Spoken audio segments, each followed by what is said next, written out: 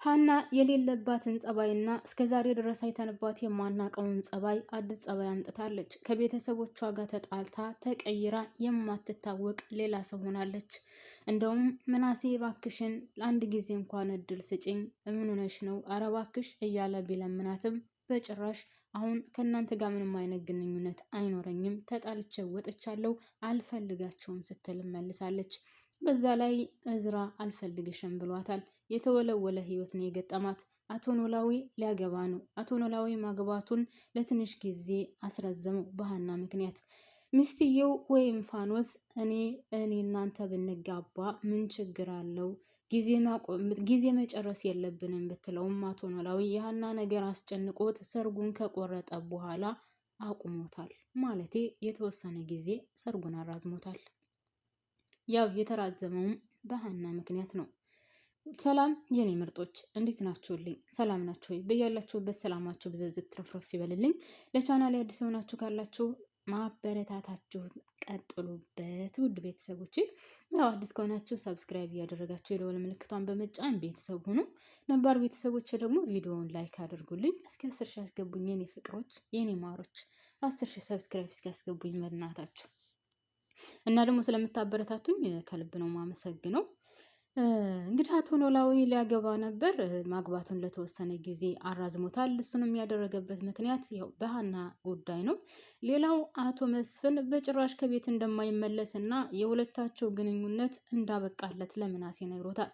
ምናሴ ይህ ነገር እያሳሰበው እንቅልፍ ነስቶታል። እንዴት አድርጌ እናትና አባቴ ማስታረቅ አለብኝ፣ ሁለቱ አንድ ላይ እንደሆኑ እንዴት ብዬ ነው እምመልሰው እያለ እየተጨነቀ ነው።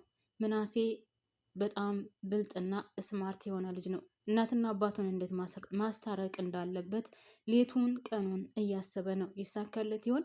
ያው እናትና አባት ሲጣሉ በመካከላቸው ልጅ ካለ ልጅ ነው አስታራቂ የሚሆነው። ስለዚህ አቶ መስፍንና ወይዘሮ ሜላትስ እውነት አብረው ይኖራሉ ወይስ ተለያይተው ሁሉም ለእያንዳንዱ የራሱን ህይወት ይመራል?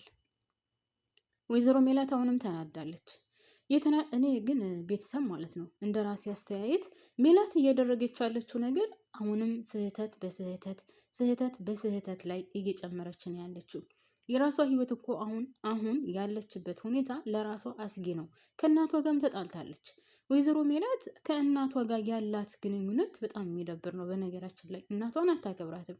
እናቷን ለራሷ ብላ ነው የምትመክራት። ተይ አያዋጣሽም፣ አሁንም ቢሆን የወይዘሮ ባዩሽን ገዳ ያገኛለሁ ብለሽ ወይም እፋረደ በቀላቸዋለሁ፣ ፍርድ ቤት አቆማቸዋለሁ ብለሽ እያደረግሻለሽውን ነገር አቁሚ፣ በልጆችሽ ላይ ሌላ ችግር እንዳታመጪ፣ እኔ የምልሽን ስሚ ነው እያለቻት ያለችው። ወይዘሮ ሜላት ደግሞ ይሄን ነገር ጭራሽ ልሰማ አልፈለገችም። እሱ ብቻ ሳይሆን ውድ ቤተሰቦቼ ከአቶ መስፍን ጋር ባላት ግንኙነት ወይም ደግሞ በተፈጠረው ጸብ እናቴ እዚህ ስላለች ሊያዋርደኝ ነው፣ እናቴ እዚህ ስላለች እንደዛ ነው ያደረገው። እንዴ ያማታል እንዴ? ወላጅ እናቷ እኮ ናት። እናቴ ሊያሳጣኝ ነው፣ ሊያዋርደኝ ነው፣ እናቷ እኮ ናት። ያማታል እንዴ? ሜላት እያደረገች ያለችው ነገር። በነገራችን ላይ ሰላም ከሷ ጋር እንደዛ ግብ ብትገጥም አንዳንድ ሰው ማለት አንዳንድ ጊዜ የዘራነውን ርቀን ሳንሄድ እዚሁ በእጃችን እናጭዳለን እና ሰው የዘራው ነው የሚያጭደው ይባላል። ሰላም አሁን ካያችኋት ከእናቷ ጋር ያላት ግንኙነት ያው ዶላ ቀረሽ ነው። ሲለያዩ ወይም ደግሞ እናትና ልጅ ሲለያዩ ሌላ ነገር ቢሆንም ግን አንድ ላይ ሆኖ በጭራሽ ተስማምተው አያውቁም። ሰላምን ብትሆን የማትበገርና የማትሸነፍ እናቴ ናት ብላ ለእናቷ ቦታ የማሰጥ መናገር ያለባትን የምትናገር ግን እውነት ለመናገር ብትናገርም ሰላም ልክ ናት። እውነቱን ነው የምትናገረው። ስለዚህ ምንም የምትሳሳተው ነገር የለም። አሁን በወይዘሮ ባዩሽ ጉዳይ ራሱ ወይዘሮ ሜላትና ሰላምዬ ተጣልተዋል። እንደውም በጥፊ ልትመታት ነበረ ወይዘሮ ሜላት። ግን ሰላም ልክ ናት። ተይ ምን ይሰራልሻል? የእሷን ገዳይ እፈልጋለሁ እያልሽ አንቺ ችግር ውስጥ እንዳትገቢ፣ እኛንም ተይን፣ አሳርፊን፣ አርፈሽ ተቀመጭ ከቤትሽ ነው። ከአቶ መስፍን ጋር የተጣላችሁ እንግዲህ በዚህ ጉዳይ ነው። እኔ ከስንቱ ጋር ተጣልታ እንደምትዘልቀው አላውቅም። ወይዘሮ ሜላት በባዩሽ ጉዳይ አሁንም ቤተሰቧን እየበጠበጠች ያለች ወይዘሮ ሜላት እንከፍ። እኔማ እግዚአብሔር እንዳስጠላችኝ ጌታ በጣም ነው ያስጠላችኝ ሜላት። እናቷ ጋር ትጣላለች በባዩሽ ምክንያት፣ ልጆቿ ጋር ትጣላለች በባዩሽ ምክንያት፣ ባሏ ጋር ትጣላለች በባዩሽ ምክንያት። በተለይ አቶ መስፍንን የተናገረችው ንግግር እውነት አቶ መስፍን እንኳን አይደለምና እዛ ቤት መግባት ለሴኮንድ እንኳን እዚህ ሀገር መቀመጥ አልነበረበትም እንደኔ አስተሳሰብ። ያው ግን የድርጅቱ ጉዳይና ልጆቹም ስላሉ የልጆቹ ጉዳይ አስጨንቆት እንጂ እንደሷ ንግግር ስማ መርዝ ነው የተናገራችሁ ንግግር እኮ እግዚአብሔርን መርዝ እንዴ! ልጆቹ ያንተ ልጆች አይደሉም። ሌላ ጥሩ አባት እስከሚያገኙ ድረስ ልጆቹ የኔ ብቻ ናቸው እኮ ነው ያለችው። አንድ ወንድ ልጅ አስባችሁታል? በዚህ ደረጃ ሚስቱ ስትናገረው እንደውም በጥፊ ብቻ ብሎ መተው ሳይሆን ደህና አድርጎ ቢቀጠቀጣት ይሄ ምላሷን ቆርጦ ቢገላግላት መልካም ነበር። እውነት በዚህ ደረጃ ምላሷን አታስረዝምም ነበር። ወይም ደግሞ እሱ ነው ክብሩን እንድጠበቅ ያላደረገው። እስከ ዛሬ ድረስ እሷ የበላይ ሆና ስትናገር፣ እሷ የበላይ ሆና ሁሉንም ነገር ስታደርግ እሱ እሺ እሺ እሺ ያለ ይሄው አሁን ጭንቅላቱ ላይ ቁጭ ብላ ጭራሽ ለልጆቼ አባት አይደለህም፣ አንተ ምንም ነገር አይገባህም፣ አንተ ለአማና እንኳን አትበቃም። አንድ ሰው አምኖ የሆነ ነገር አድርግ ቢልህ ለዛ አማና ወይም ለዛ እምነት ብቁ አይደለህም ነው ያለችው።